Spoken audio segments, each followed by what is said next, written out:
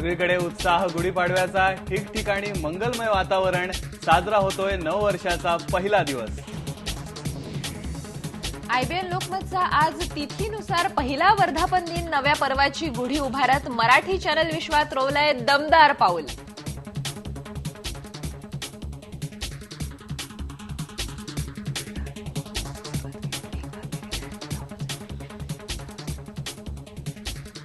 नमस्कार, मी मुश्ताक खान। नमस्कार, मी वसुंधरा काशीकर। हे आहे आपलं मॉर्निंग बुलेटिन सलाम महाराष्ट्र। आज गुढीपाडवा अर्थात चैत्र शुद्ध प्रतिपदा। आजच्या दिवसाचं महत्व असं आहे की प्रभू श्री रामचंद्र लंकाधिपती रावणाचा वध करून आणि 14 वर्षांचा वनवास संपवून जेव्हा अयोध्येमध्ये परत आले तेव्हा लोकांनी गुढ्या तोरणं उभारून हा उत्सव साजरा केला आणि म्हणून तो गुढीपाडवा म्हणून ओळखला जातो। आयबीएन लोकमतच्या सर्व दर्शकांना गुढीपाडव्याच्या शुभेच्छा।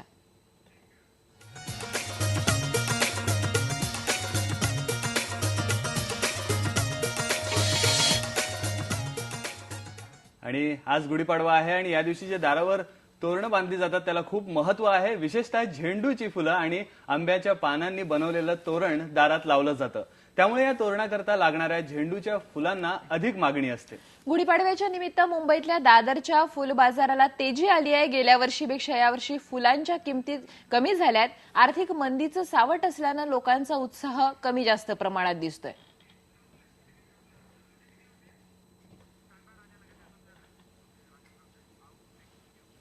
आणि आज सलाम महाराष्ट्रमध्ये आपल्यासोबत आहेत प्रसिद्ध गायक राहुल देशपांडे। पंडित वसंतराव देशपांडे यांचे ते नातू।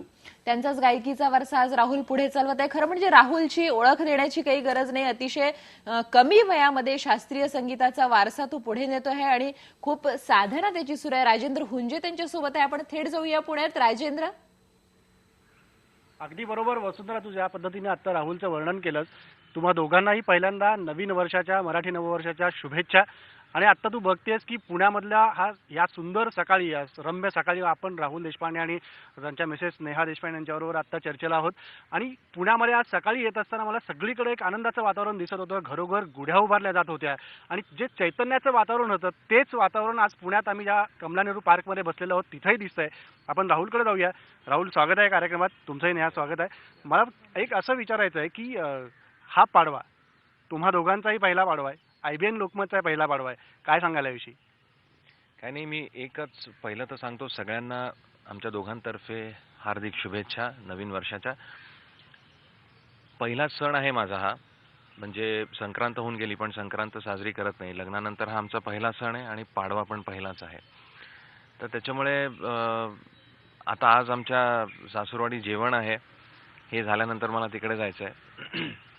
आणि लहानपणापासून रोज सकाळी पाडव्याच्या दिवशी आजी आणि आई माझे गुढी उभारायच्या आणि मला सगळ्यात आठवतं म्हणजे त्या ज्या गाठी असतात त्या मी आई आणि आजी सांगायचे ते चालू असेपर्यंत तू खाऊ नको, संध्याकाळी आपण गुढी उतरल्यानंतर तू खा। पण मग शेवटी नंतर आजी माझ्यासाठी वेगळ्या गाठी आणायला लागली की मी ते मला भयंकर आवडायच्या त्या खायला।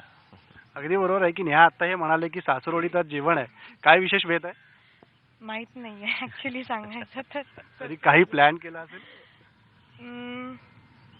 खरंच माहित नाही, म्हणजे आता तिकडे गेल्यावरच कळेल की काय आहे पहिला पाडवा, आई बाबा काय स्पेशल करणार आहे। राहुल काय गेस केलं? नाही, आमच्या सासूबाईंनी हिला सांगितलेलं की सांगू नकोस काय आहे ते, पण मला असं वाटतं पुरणपोळी असावी। नक्कीच की पुरणपोळीचा बेत आहे आज इकडे। आणि हे जे वातावरण आहे, आनंदाचं वातावरण आहे गुढीपाडव्याचं, असं राहुल आता म्हणाले की लहानपणापासून गाठी साखरेच्या खूप आवडतात, पण पाडव्याची अशी काय वेगळी वैशिष्ट्य, जसं आता लहानापासून आतापर्यंत तू पाहत आलास, की काय वेगळं जाणवलं संगीताच्या माध्यमातून असेल किंवा इतर कुठल्या गोष्टीच्या माध्यमातून?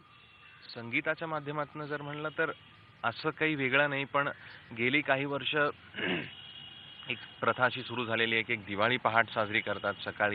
सकाळी सगळी लोक छान नटून थटून येतात। तसंच आता पाडवा पहाट पण चालू झालेली आहे काही ठिकाणी आणि काही कार्यक्रम मी केले पण तेव्हा इतकं मस्त वाटतं की इतकं चैतन्यपूर्ण वातावरण असतं। लोक खूप, बायका छान साड्या नेसून येतात, गजरे घालून येतात, अत्यंत सुंदर वातावरण असतं। आणि सकाळी आता असं झालं की रात्रीच्या मैफिली बंद झाल्यात आणि सकाळच्या वाढल्यात, नाही तर मध्ये असं होतं आधी की सकाळच्या मैफिली इतक्या व्हायच्या नाही। पण मुद्दामून ह्या वर्षी पहिला सण असल्यामुळे मी ह्याला काही कार्यक्रम वगैरे काही घेतलेले नाहीये। पहिल्या सणानिमित्त कार्यक्रम काहीच घेतलेला नाही आहेस, पण एक छोटीशी विनंती आहे की आमच्या प्रेक्षकांसाठी एक पाडव्याची रम्य सुरुवात काय करशील? एक मी आजोबांची बंदिश गाऊन दाखवतो, नटभैरव मधली.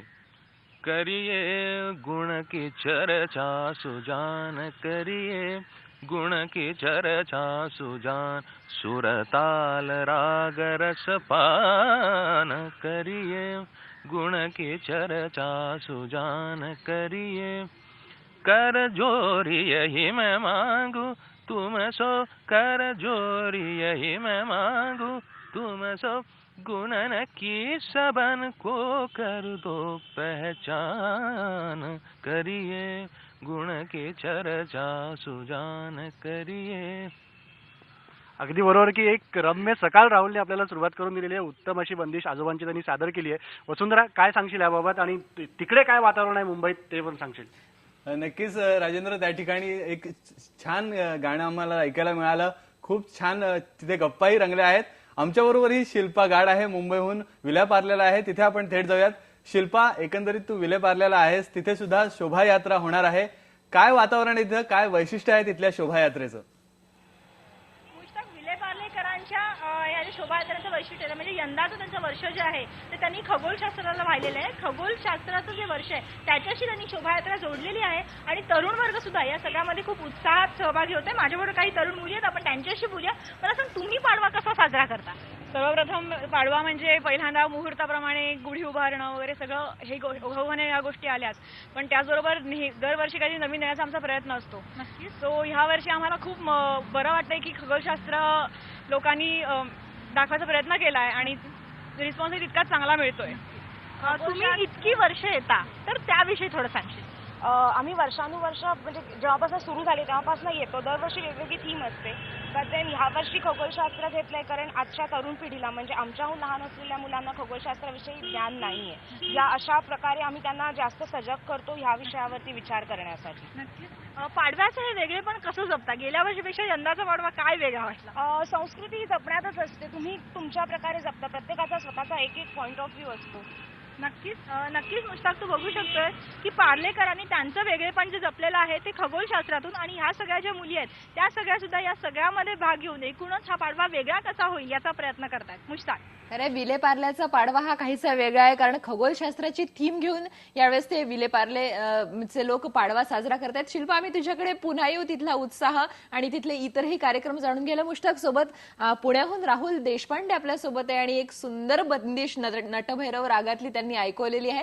त्यांच्याही सोबत आपल्याला गप्पा मारायची आहे, पण इथे घेऊयात एक ब्रेक. पहा फक्त IBN लोकमत.